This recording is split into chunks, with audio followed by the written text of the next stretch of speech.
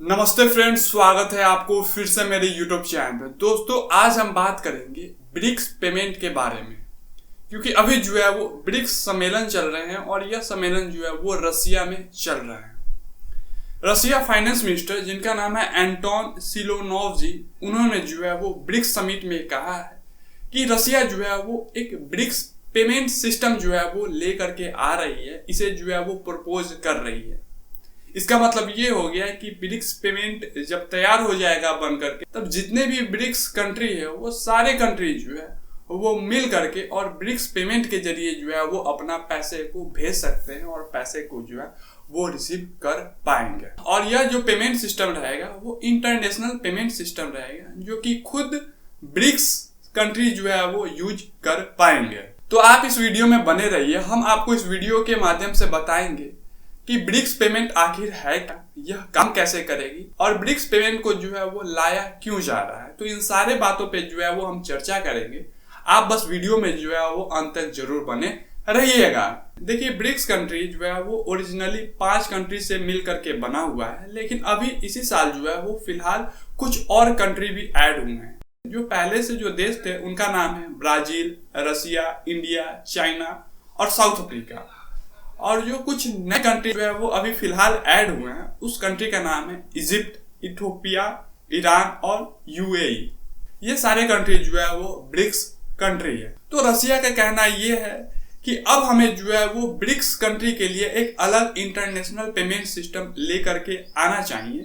वो इसलिए क्योंकि अब हम लोग जो है वो IMF यानी कि इंटरनेशनल मॉनेटरी फंड, या फिर कह लीजिए कि स्विफ्ट जो इंटरनेशनल पेमेंट सिस्टम है, उस पे रसिया जो है वो डिपेंडेंट होना नहीं चाह रही है। साथ में रसिया ने ये भी कहा है कि जो वर्ल्ड बैंक है या फिर IMF है, ये जो है वो ब्रिक्स कंट्री के बिहाफ पे जो है वो काम नहीं कर रही है। ब्रिक्स कंट्री का जो इंटरेस्ट है, उस इंटरेस्ट पे जो है वो वर्ल्ड बैंक नहीं खरा उतर रही है। आपने अभी खबर सुना ही होगा कि रसिया पे जो है वो US बहुत सारा सैंक्शन लगा दिए हैं।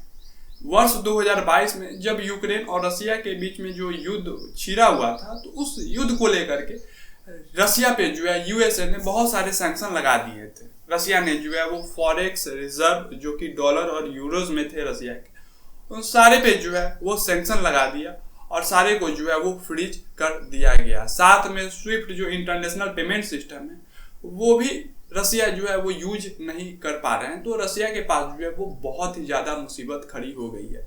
देखिए, यह सैंक्शन लगने से सिर्फ रसिया को ही दिक्कत नहीं हुई है। रसिया पे एलाइड जितने सारे कंट्री है जो इंपोर्ट एक्सपोर्ट करते हैं रसिया में या फिर रसिया से, तो उन सारे कंट्री पे भी जो है वो बहुत सारे प्रॉब्लम आ गए हैं, क्योंकि पेमेंट सिस्टम जो है वो ज्यादातर डॉलर में होते हैं। लेकिन रसिया पे जो है ये बहुत सारे सैंक्शन USA ने लगा दी हैं। तो आने वाले समय में ये भी हो सकता है कि अगर कोई और देश किसी और देश के साथ युद्ध छेड़ता है, तो उस देश पे भी जो है वो USA अपना सैंक्शन लगा दे, फॉरेक्स रिजर्व जो है वो US उस देश पे फ्रीज कर दे। तो यह डर जो है वो बाकी सारे कंट्री पे भी है कि कहीं अगर भविष्य में कुछ ऐसा हुआ तो उन सारे कंट्री पे भी जो है वो USA सैंक्शन लगा सकती है। तो इसी कारण से रसिया जो है वो ब्रिक्स पेमेंट सिस्टम को जो है वो प्रपोज किए हैं कि ब्रिक्स पेमेंट सिस्टम लाने के बाद जो है जितने सारे ब्रिक्स कंट्री है वो आपस में पेमेंट जो है वो कर पाएंगे। अब हम आपको एक उदाहरण के जरिए समझाते हैं। देखिए, रसिया में जो है वो मीर पेमेंट सिस्टम है।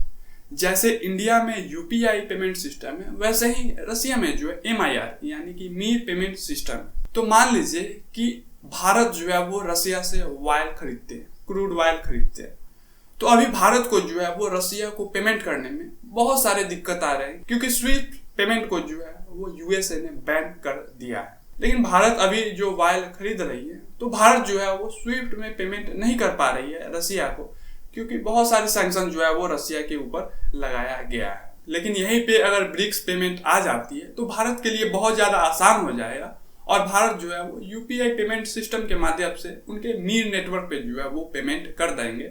यहाँ पे जो है वो कोई भी स्विफ्ट कोड की जरूरत नहीं पड़ेगी और पैसे की जो है वो आदान प्रदान जो है वो बहुत ही आसानी से हो जाएंगे। देखिए, इससे यह फायदा होगा कि बीच में जो है वो कोई भी डॉलर नहीं आ रहे हैं, US की कोई भी इसमें जो है वो हस्तक्षेप नहीं हो रही है और दो कंट्री जो है वो आपस में बिना किसी वेस्टर्न कंट्री के हस्तक्षेप से जो है वो पैसा भेज भी सकते हैं और पैसा ले भी सकते हैं। देखिए उदाहरण के माध्यम से आप तो समझ गए होंगे कि पेमेंट सिस्टम जो है वो क्यों लाई जा रही है। अब हम आपको जो है वो 3-4 पॉइंट में जो है वो मेन बातें रख देते हैं। पहला जो है वो डायरेक्ट ट्रांजैक्शन होंगे।